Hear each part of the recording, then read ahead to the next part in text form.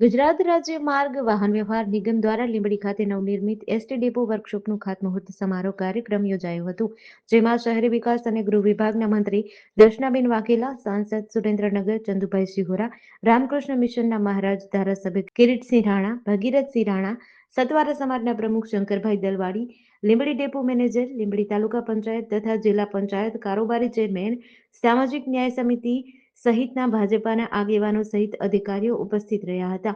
કાર્યક્રમમાં ઉપસ્થિત આવેલા મહેમાનોનું પુષ્પગુચ્છથી સ્વાગત કરાયું હતું. લીંબડી એ સૌરાષ્ટ્રનો મેઇન દ્વાર એટલે કે લીંબડી શહેરને હબદ્વાર કહેવામાં આવે છે.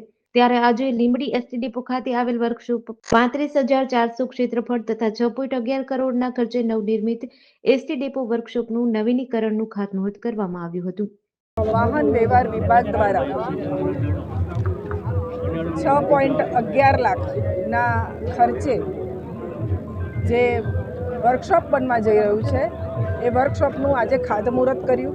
આ ખાતમુહૂર્તમાં મારા સાથે અહીંના લોકપ્રિય સાંસદ ચંદુભા, અમારા લીંબડીના લોકપ્રિય ધારાસભ્ય અને પૂર્વ કેબિનેટ મંત્રી કિરીટસિંહભાઈ રાણા, અમને અમારી ભારતીય જનતા પાર્ટીની પૂરી ટીમ, પ્રમુખ, તાલુકા પંચાયતના પ્રમુખ, જિલ્લા પંચાયતના પ્રમુખ, નગરપાલિકાના પ્રમુખ સૌ હાજર રહ્યા છે.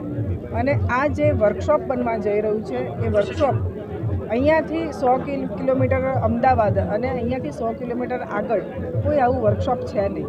ને એના જ કારણે કિરીટસિંહભાઈ રાણાએ અને ચંદુભાઈએ સરકારમાં એક રજૂઆત કરી હતી કે અહીંયા એક વર્કશોપ બને તો સારું. તો એમની રજૂઆતને ધ્યાનમાં રાખી અને આજે અહીંયા એક વર્કશોપનું અમે ખાતમુહૂર્ત કર્યું છે.